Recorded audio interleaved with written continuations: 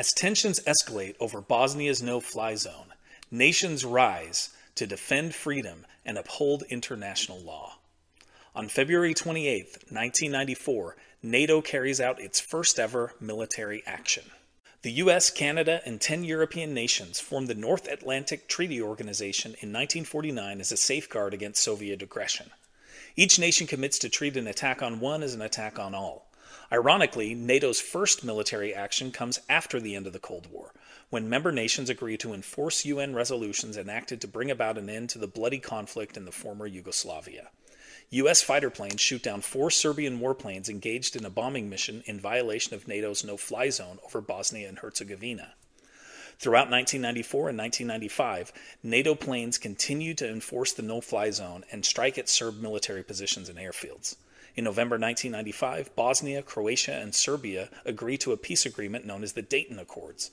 A month later, NATO deploys 60,000 troops to enforce the accords, replacing a UN force.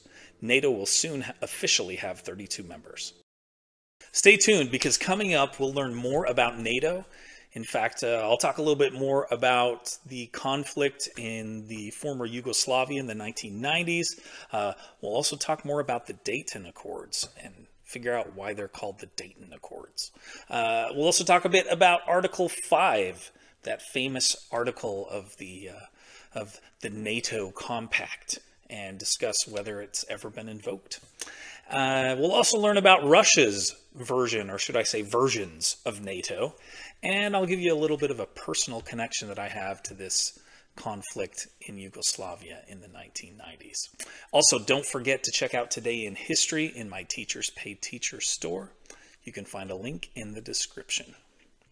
All right, so with the end of the Cold War, NATO is reconceived as a like a cooperative security organization with really 2 main objectives. Obviously, it's not Soviet aggression that is so much the concern specifically at this point. So they retool. And the 2 main objectives are, number 1, foster dialogue and cooperation with these former Warsaw Pact adversaries. That is, these Russia and its satellite nations from the time of the Cold War. And the second main objective is to manage conflicts that are on the European periphery. So this would include places like the Balkans, and this is how NATO gets involved in the Balkans. And in fact, it's this reconceiving of NATO that allows for the NATO members to use military forces for peacekeeping missions in countries that are technically outside of the alliance, like those in the Balkans. All right, let's talk a bit about the Dayton Accords, okay? Now, this was, why did we get the name Dayton Accords? Well, obviously, since it was signed in Paris, oh wait, no, that doesn't work. So why the Dayton Accords? Oh, because it was negotiated at Wright-Patterson Air Force Base, which is just outside of Dayton, Ohio. So even though it was signed in Paris, I mean, there have been a lot of Paris Accords over the years, so it makes sense that we use the name for where the negotiations took place. Makes it a little more unique. Okay. 1999, NATO returns to the former Yugoslavia, specifically Serbia, although I guess it was still technically known as Yugoslavia at this point. And this is during the Kosovo War. And so there had been the mission 94-95 with those planes being used and even some ground forces to keep the peace. Now in 1999, NATO is back, and this is, of course, because of Slobodan Milosevic, who was the leader of Serbia throughout the 90s. And he is eventually, of course, charged with war crimes, and he's the first sitting head of state that has ever been charged by an international tribunal with war crimes.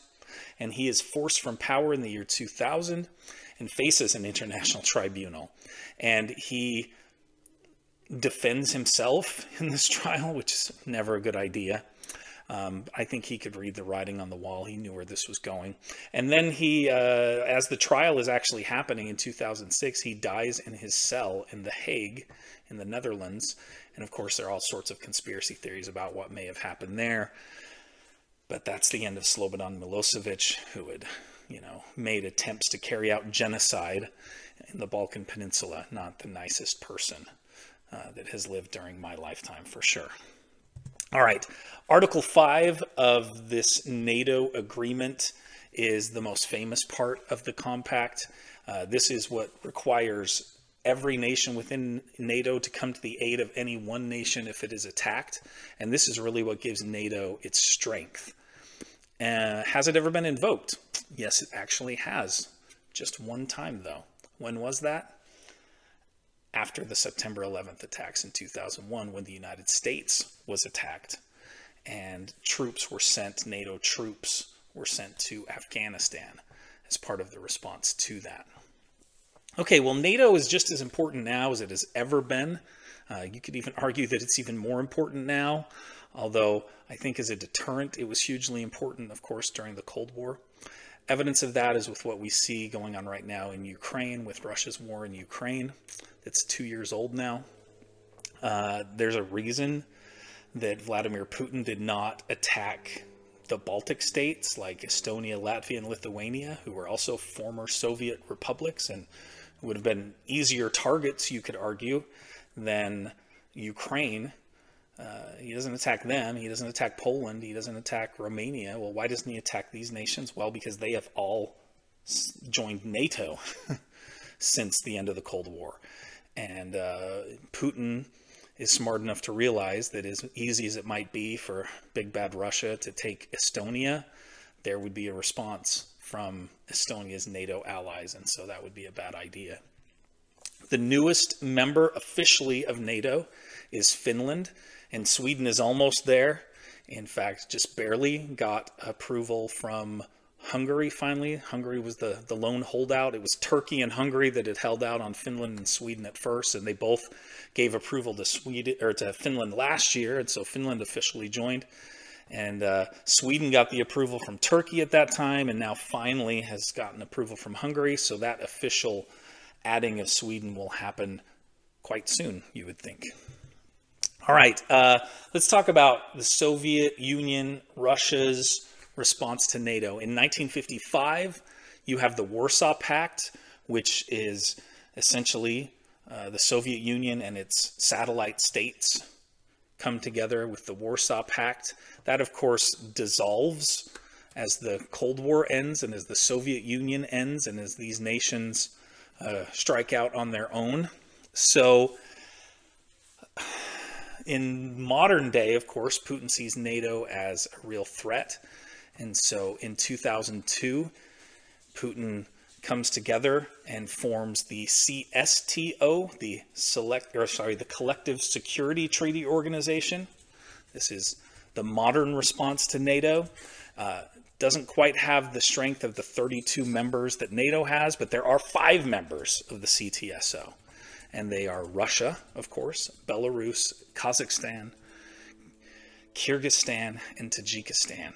And they have their own version of Article 5, in case Greece decides to invade Kyrgyzstan at some point, which is a real concern. But anyway, all right. Let me tell you a little personal connection to all of this. So when this attack happened on February 28th, 1994, when these American planes shot down those four Serbian planes in this first military action of NATO, I was pretty close to where this was happening. I was living in Italy at the time, which is just across the Adriatic from the Balkan Peninsula and from the former Yugoslavia. And I was there actually as a missionary for the Church of Jesus Christ of Latter-day Saints. And I had just gotten there at the beginning of February and was quite excited to be in Italy, even though I was still barely understanding and speaking the language at that point. Well, as all this craziness starts happening, many of the planes that were involved in this attack were taking off from air bases in Italy. So there was a real concern that if this conflict were to escalate, that we as missionaries might get sent home from Italy. And that would be the end of my stay in Italy that was supposed to be about 2 years. And so there was a lot of concern about this. Fortunately, that didn't happen, and I was very happy for that and had a great time in Italy. And anyway, So there's my personal connection to all of this. I remember it well, and I remember when it was happening because of that. And anyway, if you like what you've seen here on Learn with Mr. Lewis, please remember to like and subscribe. That really helps the channel. And you can always get another Mr. Lewis video right here, or another one right over here. Thanks again.